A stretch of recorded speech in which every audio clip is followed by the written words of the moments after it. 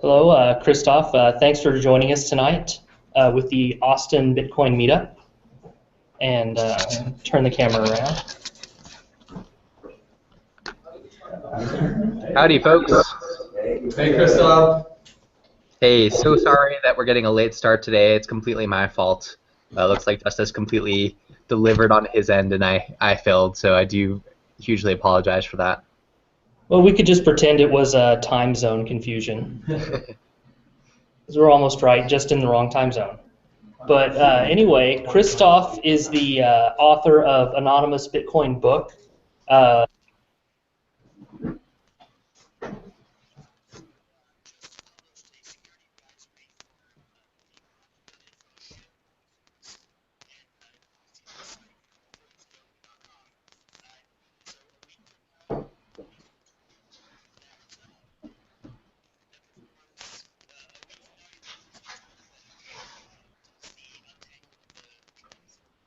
Sorry, Justice, to interrupt you.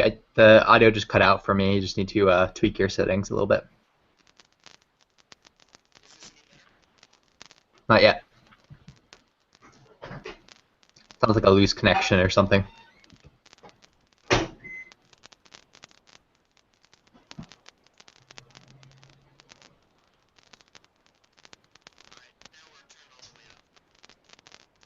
There's like a loose connection or something. You fixed it before, but now it's a little bit loose again.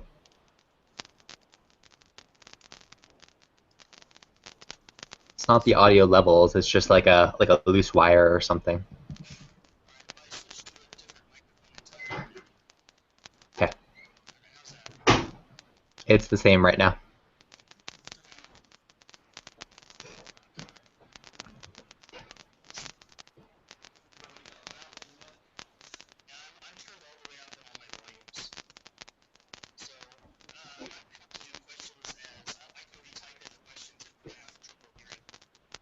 That's fair.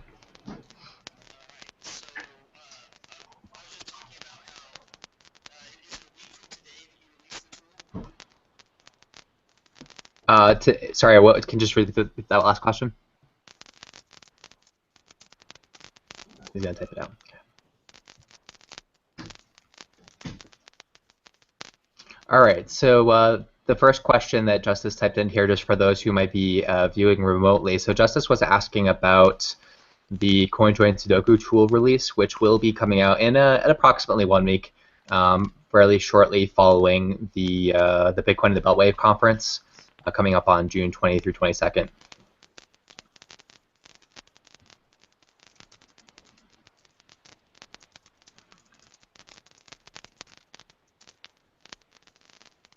Sure, yeah. So let me talk a little bit about what this whole advisory was about.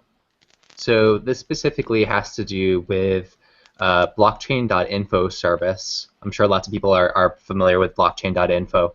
You know, it's a web wallet, it's a web client and a mobile client that you can use to send bitcoins and receive bitcoins. And the neat thing about it is that it's kind of like they encrypt your wallet, so they only have an encrypted form of the wallet stored on their servers and whatnot. And normally you can just do these regular Bitcoin transactions, but you can also they've always had an option for you to do things more privately as well. And it used to be that they had a service called Send Shared, which was just a classical kind of mixer. They had like a node that you could send some bitcoins to. It would do some off-chain accounting, and then it would send some bitcoins to the destination address from its big pool of bitcoins. And of course, the problem with is that they're making themselves a target in terms of theft possibly taking place, right? And also like regulatory issues. They don't want to be a mixing service per se. And so what they did was once CoinJoin came out as an idea, they tried to implement CoinJoin to replace this kind of old mixing service. That way you would have lots of customers, blockchain.info customers, using their shared coin service, all pooling their bitcoins for the purpose of mixing in a single transaction. And so they had this client-side code that would take time. Each person's client would take turns kind of signing off on the transaction, making it all look good, and there was no opportunity for theft that way. And so I've been sort of, recommending this service with a caveat that I really recommend that people use kind of a chain of mixers, just in case if there's any kind of weakness in one of the mixers in the chain, then the rest of the mixers that you're using will kind of make up for that inefficiency. And I did some research looking closer at the shared coin service, and it seemed to have some problems at it. If you're just kind of eyeballing it, and you know what your first address is, you know what your destination address is, you know what the amounts are that are going through, you can kind of eyeball what it looks like for your Bitcoins that are going through. And so I could have just said to the community, as some people have with SharedCoin, hey, look, this looks like it's not working very well. But of course, that's suffering from a kind of hindsight bias, right? Like just the fact that I know my own financial transaction details and I can kind of trace it through myself, doesn't mean that there's necessarily a flaw in the service. I don't know what it's doing with other people's coins. I don't know what the actual statistical probabilities are that my coins could be mistaken for other people's. So I actually came up with a tool to do some empirical analysis of these transactions and find out just how broken or flawed this service might be. And it turns out that it's pretty broken. Fundamentally, the flaw that they're doing is they diverged too much from the original idea of CoinJoin, which was you have a bunch of people that are using the same amounts of input or output or both, and that you can kind of hide amongst these other people with very, very similar amounts of Bitcoins. Shared coins just taking people that have similar amounts, but they're not the same, and similar in terms of privacy doesn't really mean anything. They have to add up in very specific mathematical quantities in order for you to actually get privacy out of it. So the tool basically looks at all the different ways that you could kind of split up these pools of coins, and if it looks like if they add up so that they're just the right amounts, then you get privacy. If it doesn't add up that way, then you can pick out the individuals that are participating in this transaction, and then that's exactly what I was seeing with the tool. And so I notified blockchain about this about 3 weeks ago. Put the advisory out a week ago, and the tool will go out in about another week. So the next question was whether all CoinJoin implementations are vulnerable or if it's specific to this blockchain.info one. So the particular weaknesses that you would find in SharedCoin are specific to SharedCoin. And this is not a general criticism of CoinJoin. There certainly are challenges with all CoinJoin implementations, right? There are CoinJoin is just one of the many ways that people have proposed to give Bitcoin extra privacy, and it has trade-offs. It has some weaknesses, it has some strengths. So all of the CoinJoin implementations are going to have some of those weaknesses that they share in common. But this is particularly looking at SharedCoin, and what I really wanted to make sure is that I was calling attention to SharedCoin to let customers know that this is a flawed system, and also to ward off other developers from copying what SharedCoin does, because the worst thing that could happen is a bunch of other people say, "Oh, I want CoinJoin in my Bitcoin client as well," and so they just copy the code over from Blockchain.info, who has kind of open sourced it. I didn't want that to happen either. So this is not a general criticism of CoinJoin necessarily. The next question typed into the chat here is whether I plan to further develop CoinJoin Sudoku.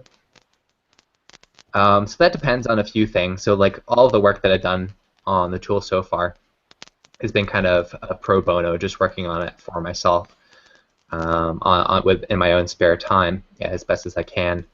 And I only have so much free time to work on it for free. So there's lots of stuff that can be done with this tool.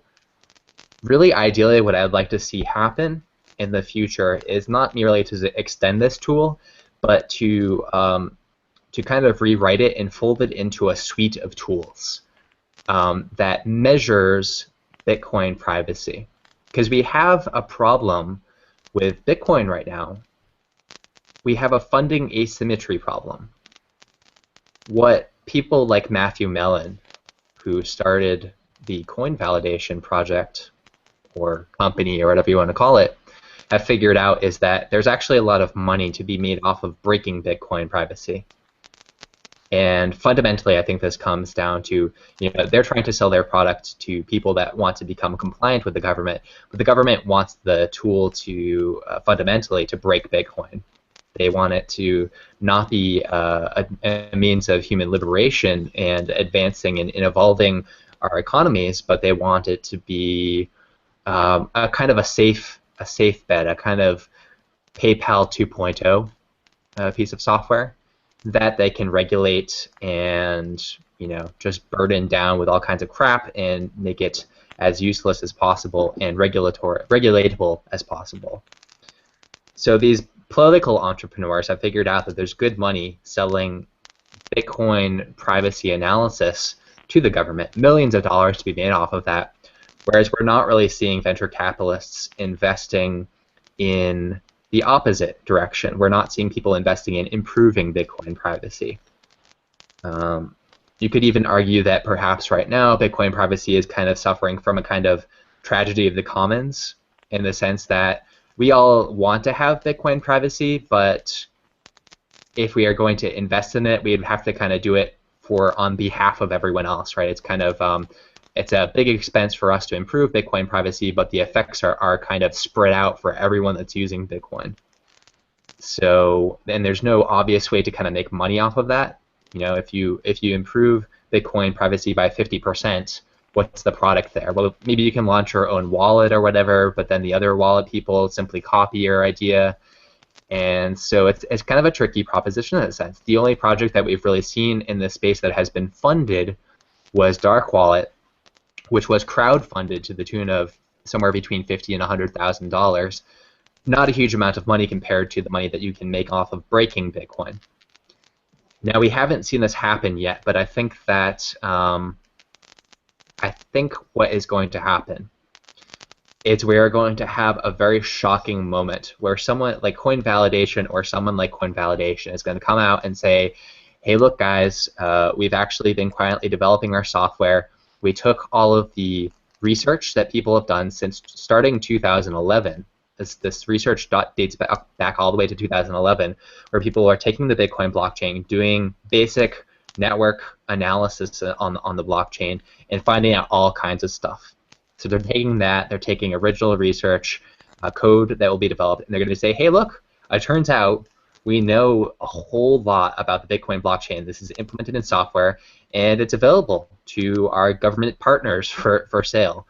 And we're just going to be, like a kind of Heartbleed moment. It is going to be a kind of Heartbleed moment for the Bitcoin space, I believe.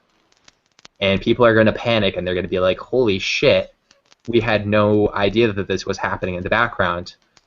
And it's going to be a very ugly moment. And we're not going to have a whole lot to point to in terms of solutions. Even if you think that Dark Wallet is kind of the holy grail of Bitcoin privacy, it's in alpha. It's not, they even say on their website, please do not use Bitcoins on this. You should be using the testnet for our software, because they don't have the kind of funding to have a huge development team working full-time on this stuff. It's a bunch of people who are essentially homeless with really, really low living expenses, who diverge into all kinds of different projects here and there. I mean, they like came out with, they did this like dark market hackathon project just so they could bootstrap their dark wallet efforts. So so Dark Wallet is not really ready to be the saving grace if a piece of software like this comes out where they're like, yeah, we can identify all kinds of people. So the question from the audience is this a race? And yeah, it is, but the problem is that we don't know, we have no clue who's at the front of the race, and we don't know how far ahead they are. They're like invisible to us. That's the advantage they have, whereas they know exactly where we are. You can be sure that there's no secret VC funding for the next big piece of Bitcoin privacy software. I just don't see that there are incentives in place, right? So it's like the tortoise and the hare, except the hare has like a cousin that's like a ninja hare, and he's like 3 times ahead of the actual hare. and so the tortoise thinks he's catching up while the hare is taking a nap, but he's already, he's already way behind. So let's see.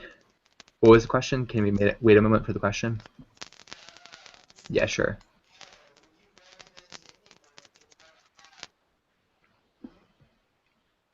I'll just wait for Justice to type that in because I can't quite hear you guys yet.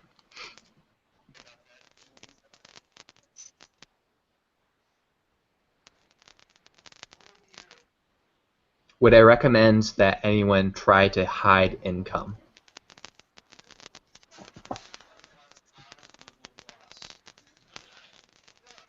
Knowing what I know. That's a great question. Okay. So I think that someone like Satoshi is instructive in this area, right? So this comes up a lot. Why Satoshi is loaded with Bitcoins, why hasn't he spent any of them yet?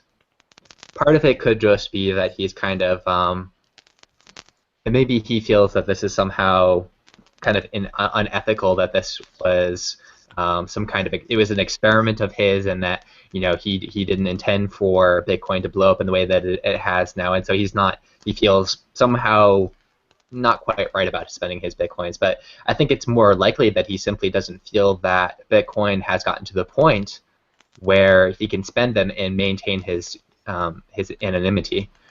And he wants to do that, right? Like, he gets that he becomes government enemy #1 if he reveals his identity. He could also just be dead, right? Like, maybe the CIA already took him out. But I think that's, I as a person who studies privacy, I'm actually very, I very like the idea that he is waiting one day to kind of, build his castle out of Bitcoins when he feels that he's able to do so with maintaining his pseudonymity. So this is an area that I certainly do talk about in my book. But if you're going to hide your income in a way that you believe will, that could create some problems for you, that's going to bring some kind of hammer down on you if people find out about it, I personally might wait. I don't think that the technologies that we have for hiding Bitcoin income right now are very good. If you're just trying to hide it from your coworkers or your boss, etc., then that's a different story. Blockchain.info, they actually use their own shared coin service to kind of hide the incomes of the individual employees that are being paid out. Because of course, if they don't do that, then people just see, a Mandrick at blockchain.info. He can see where he got his Bitcoins, and then he sees where else these funds are going to, and he's like, hey, why is that guy getting paid more than me, right? I don't know if they'll have to adapt their practices after the advisory that I put out, but yeah. So if it's a matter of life and death, I don't think that Bitcoin is really ready for that yet. Still, the best options that we have for privacy revolve around the idea of sending your coins to some third party who you have to trust is not going to steal the coins and who is not going to give away your privacy to someone else. Like Bitcoin Fog is a third-party mixing service that has a very good reputation, but we don't know who runs it. It could just as easily be the FBI, the CIA, or some thief that's playing the long con who is operating Bitcoin Fog. And so what we want in privacy are privacy guarantees, not privacy promises. And this is one of the fundamental problems that we've had with Bitcoin privacy up to date, is that we've gotten lots of promises but no guarantees. Guarantees are empirically measured, they're mathematically proven, and we're just not there yet. It's coming around the bend, I think, that when we really get this, we really nail down this idea of peer-to-peer mixing, then I think it will be a very strong protection, but we're not quite there yet. Hopefully, Dark Wallet is something that will really take it to the next level. Let me try to address some of these other questions that I skipped over before. Okay, so another question was, do you think that you can get open source developers on board with efforts to develop better testing tools? Everybody is more aware of these issues after the Snowden revelations. I don't know.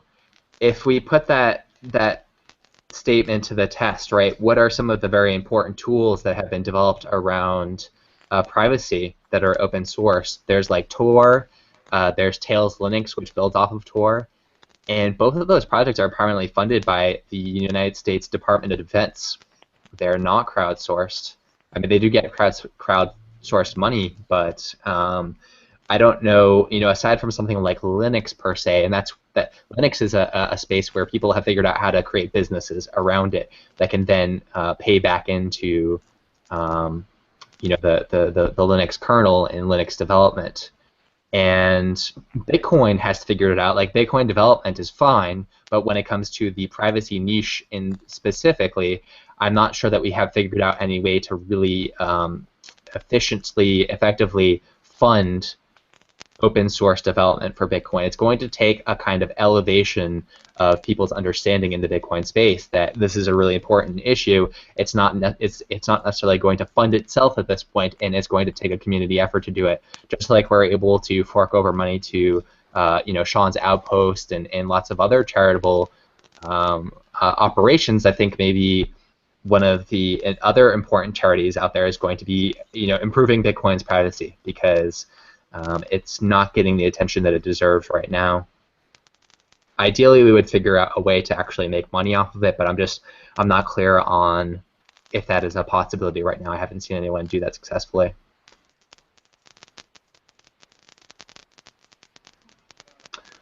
Another question related to this: do I think that Bitcoin Foundation will fund this kind of privacy development? Surely a lot of members want that. Potentially, okay, but keep in mind what the Bitcoin Foundation is. So this is what they have said publicly. I feel like the Bitcoin Foundation allows people's imaginations to run wild when it comes to what their modus operandi is for their own benefit. But when you actually look at what they say publicly, what they say is it's a business consortium. People join the Bitcoin Foundation, they kind of buy into it, and then we support the business interests of those people that join the Bitcoin Foundation. It's not for the greater good of Bitcoin. It's not some wealthy benefactor of Bitcoin. It's to support the business interests of the people that are in the Bitcoin space, that they're on the Bitcoin Foundation specifically. So the question is, on the balance, would those businesses be better benefited by more privacy, or would it be harmed? And I'm not actually sure about that. Some of them would be benefited and some of them would be harmed. And I don't know enough about all of the different businesses that have kind of bought into the Bitcoin Foundation to say whether it would be mostly in the plus or the minus column. I haven't seen them do a damn thing at this point to invest in Bitcoin privacy, frankly. We've gotten lots of promises from the Bitcoin core developers about privacy, but the only thing that has come out in the last year, pretty much, from Bitcoin core in the way of privacy was coin control, which was a pretty damn basic thing. It was like add some drop-down boxes for people so they can select the sources of their Bitcoins if they want to, rather than just having it done automatically behind the scenes. And that's a pretty, frankly, that's a pretty pathetic contribution to privacy from the Bitcoin core developers. Now, people like Peter Todd and other developers, they have been working, Gregory Maxwell, they're people who are working on Bitcoin development, and they've come up with ideas, they've pitched ideas, but they haven't actually turned any of this into code. And really, that's very important. So I can't say that I really trust that the Bitcoin Foundation is going to pick up the slack on this.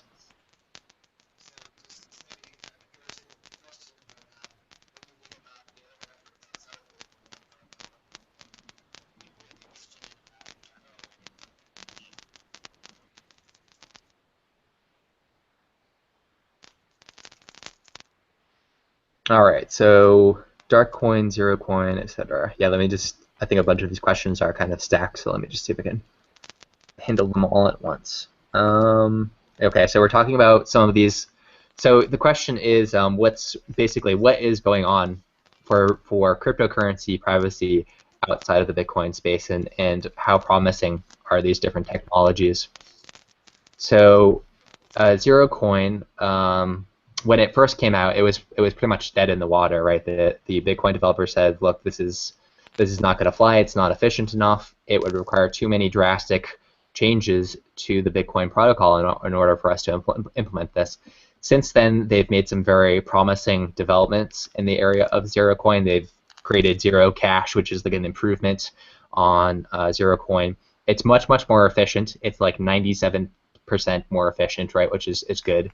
And they also made some anonymity improvements. So if we are actually implement Zero Cash as an altcoin, or if we fold it into Bitcoin, what we get is we get to hide the sender of transactions, we get to hide the receiver of transactions, and we get to hide the amounts that are actually being sent, which is better than all the other altcoins that are out there.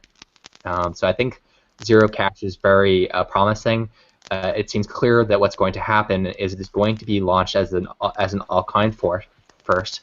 And a number of existing altcoins have already said, look, we're just going to take Zero Cash and we're going to copy and paste it into our own cryptocurrency. A non-coin, basically, the entire value of the currency is their promise to take Zero Cash after it's released and implement it.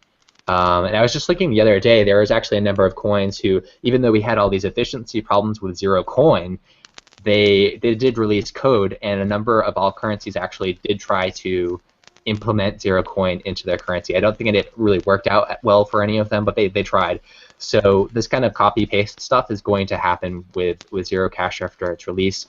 And at the very worst, even if it never gets incorporated into Bitcoin, what we certainly will see down the road are decentralized cryptocurrency exchanges where you will be able to trade Bitcoin for some kind of Zero Cash cryptocurrency, trade it back to Bitcoin, and that will act as a kind of mixer for you that could be quite effective, I think. And the fact that it's decentralized means there's no know your customer banking bullshit requirements that tie your identity to these coins. So that's good news. There's a few other projects in this space, in the altcoin space, that have been pitched as well for protecting privacy. There's Darkcoin. At this point, Darkcoin is nothing more than a CoinJoin implementation. It's not hugely special in that regard. I guess they're in beta, so technically they're more, more mature in terms of software than Dark Wallet, but pretty comparable to Dark Wallet. In fact, Dark Wallet also has stealth addresses, which Darkcoin doesn't even have. So, just by that virtue, Dark Wallet would actually be probably superior to Darkcoin as it exists right now. But I do know that the Darkcoin development team is looking to advance and keep improving on their CoinJoin based implementation and advancing the state of the art of that. So that's kind of Darkcoin. There's also another cryptographic advancement that came out. It's a technology called CryptoNote, and it's been applied in a number of cryptocurrencies, including Bitcoin, Monero. There's been a lot of talk about Monero recently, and there's a bunch of other ones too, Quasar Coin and whatnot. And basically, this technology is all based around ring signatures, and that's a pretty interesting technology as well. If it were to be copied into Bitcoin, it would require some substantial to the way that Bitcoin works, so it would be definitely a hard fork kind of change. And that's another altcoin-based privacy technology that's competing with the others. My assessment, and I've heard this echoed by many other privacy experts as well, is they basically say, Zero Cash is not out right now, so it's not even, you can't even use it. But once it comes out, assuming that it launches without a hitch, relatively speaking, in terms of it, how good they are, you have Zero Cash at the top, you have CryptoNote-based currencies below that, and then you would have something like Darkcoin or other CoinJoin-based implementations below that rung as well. And so that maybe gives you a little bit idea of what the hierarchy is in terms of how much anonymity is offered. The fundamentally problems with CoinJoin and the kind of ring signature approaches right now is that when you want to get more anonymity, you need to stuff more people into each transaction, and it increases the transaction size. And there's this trade-off between the size of the transactions and whether you will continue, the blockchain becomes too large to be scalable, right? If each block that's in the blockchain is too large for people, it consumes so much bandwidth that people can't download it in real time anymore, then we've fucked the scalability of Bitcoin, and that becomes a problem, right? So there's a limit, there's kind of a ceiling for anonymity right now with CoinJoin and the ring signatures per transaction. Whereas with Zero Cash, when you add more people to that anonymity set, the number of people that you can kind of blend in with the crowd when you're sending transactions, it doesn't make the transaction any larger. Your anonymity set is basically the number of people that are using that currency, which could be quite large, right? You know, instead of 20 people per transaction, it could be 10 million people, and it wouldn't necessarily make the transactions larger. So that's a very, good selling point for Zero Cash.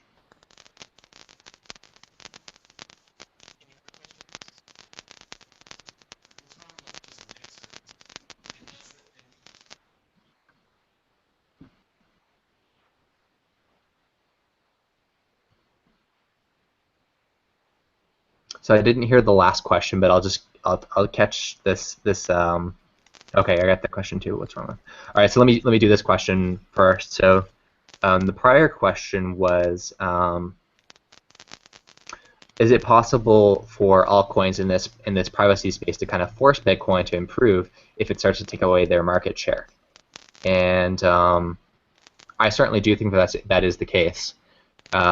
That's, for me, I don't really want to see these other coins replace Bitcoin and oust Bitcoin. What I want to see them is, I want to see them put pressure on Bitcoin to improve, because that is I think that's actually one of the most effective ways that people can fund projects to improve Bitcoin privacy, is actually to start giving money to buying other cryptocurrencies that are focused on privacy. Because then the Bitcoin developers are like, oh shit, like people want this privacy stuff. All of our market share is going to these other coins. We probably should do something about this, right? That is a very effective means of putting pressure on people like the Bitcoin Foundation to fund these privacy efforts. And that's, I'm not generally a huge fan of altcoins, but that is one thing that I really do like about altcoins, is the pressure that it puts on Bitcoin developers. So I think that is a very good observation for sure.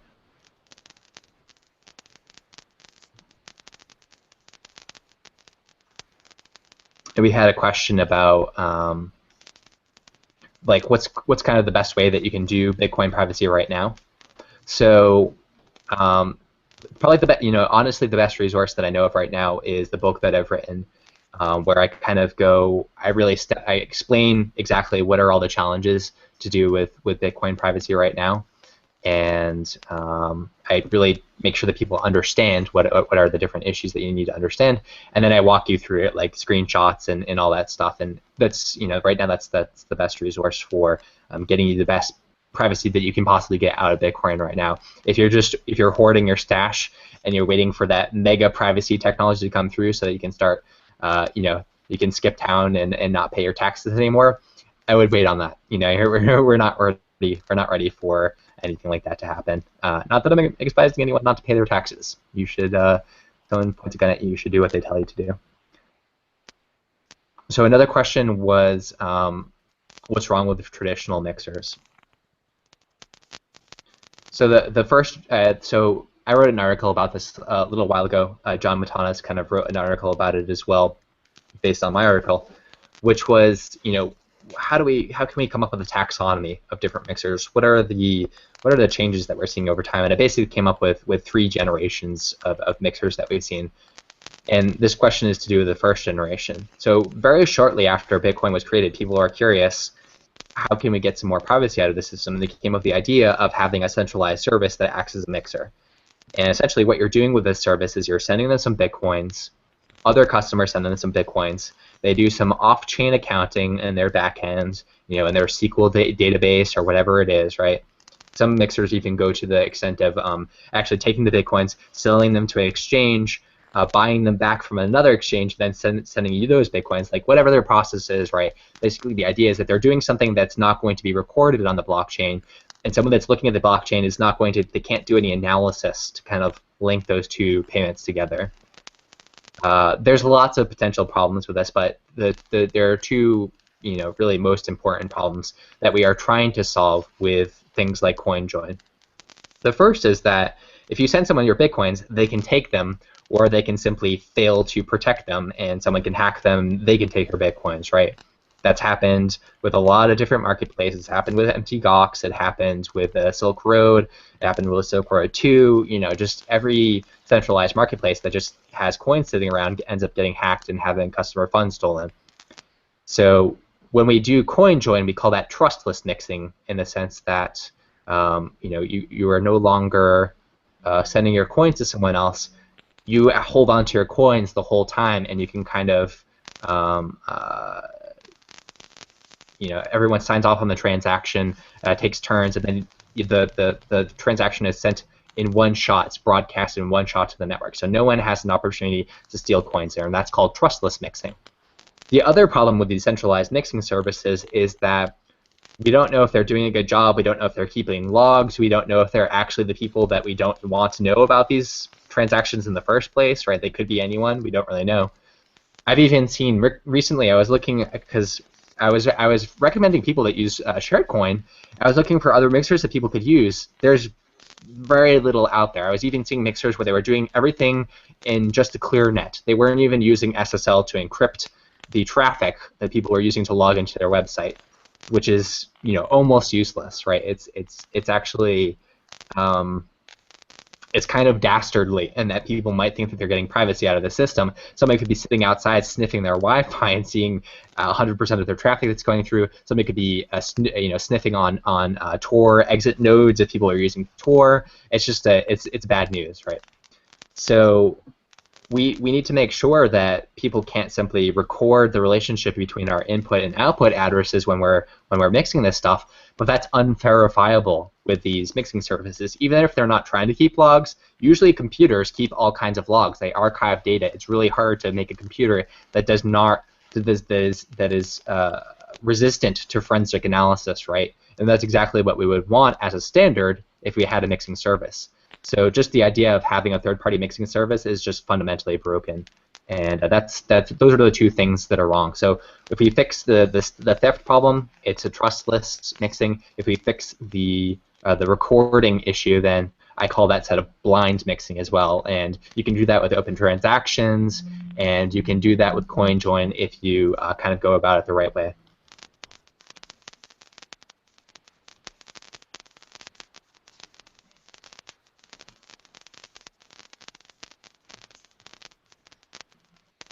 So the next question from the audience was, why did I release the, why did I delay the release of CoinDo Sudoku? So this is typical with security advisories, that usually you put out the security advisory. If you have a proof of concept tool, you often delay it if that proof of concept tool is actually going to help attackers, you know, exploit the software. And what I found when I wrote the tool is that it took me a long damn while to write it. You know, it wasn't an afternoon exercise. Like, it took me a while. And so what I'm hoping is that if there are people who want to de-anonymize shared coin transactions, and they weren't already hip to this particular type of analysis before, that it might take them a week or two in order to put the software together, at which point I could release my tool and no real harm would be done. And it also gives people, you know, 2 weeks to actually find out about this news, make sure that they are notified, and make sure, you know, give the best chance to people that they can find out that there's a problem with shared coin without, you know, throwing them under the bus and putting code out there for people to start de-anonymizing these transactions.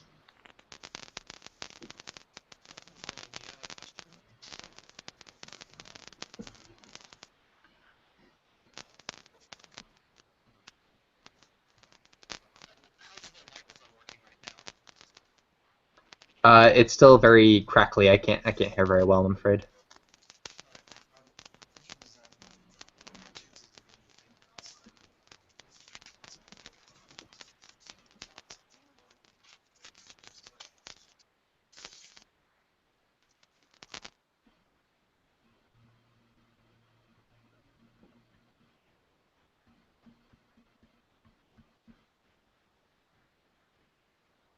Okay. So I'll answer this one question and just in just a moment. So the last thing I want to say is again, I apologize for getting a late start on today, and it's really my fault that we're having these audio issues too, because if I was on my game, then we would have had this figured out beforehand. So I do apologize for that. What I'll pitch to the group is maybe to make it up for you. If there's some topic that you guys are really curious about and you think that I have a reasonable chance of being able to address it for you, you can take a poll and let me know what that topic might be, and I'll put together a little presentation just for you guys and at some future meetup if that's what you want to do. So all right. So last question that we have here. Basically, so if we want to make privacy improvements, does it always require changes to the protocol? Will we constantly need to hound one of the core developers to make those kind of changes? To do these changes, it's funny because the core developers always say, like, well, it's not up to us to make changes to the core protocol. Anyone can do that. Anyone can make a pull request and they can submit their own code, and that's kind of true. Anyone can. Very few people have the credibility and the ability to write code that's sufficient to be folded into the core Bitcoin software. But yeah, so not everything requires a change to the protocol. For example, the dark wallet people have been able to successfully come up with an implementation of stealth addresses that works pretty well. They've been able to come up with a CoinJoin implementation that works pretty well, and no changes to the protocol have been required in order for that to happen. There is actually a slight tweak that could happen to the protocol that would make stealth addresses work even better, but we can do something with that in the meantime, even without changing the protocol. And kudos to the dark wallet folks for making that happen. As I mentioned, though, there are some significant limitations related to CoinJoin, and compared to some of these other newer technologies like zero cash, like the ring signatures. And so anything like that's more, that's a broader change to the protocol that really changes what addresses look like and all this kind of stuff, that extra opcodes in the protocol, those would require additional changes. Now, we don't necessarily need to go through the traditional developers to do that. Maybe the answer is rather than trying to pay for some of Gregory Maxwell's time, we pay some new guy who we can reasonably expect to do the work, who writes the code, and maybe they just help to kind of clean it up a little bit before it's merged into the code. So I wouldn't say that we always have to go with the same usual suspects, but it often does require some kind of change to the protocol in order to make significant advancements in terms of privacy rather than these kind of incremental improvements.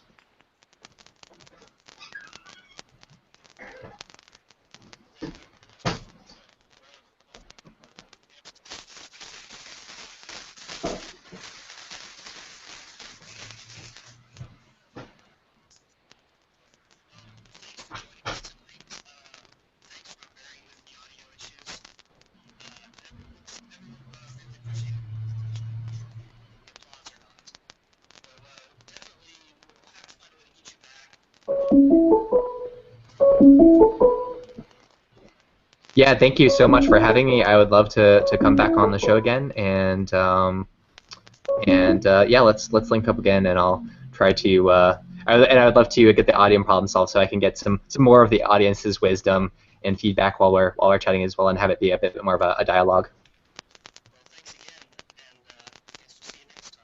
All right, take care, everyone.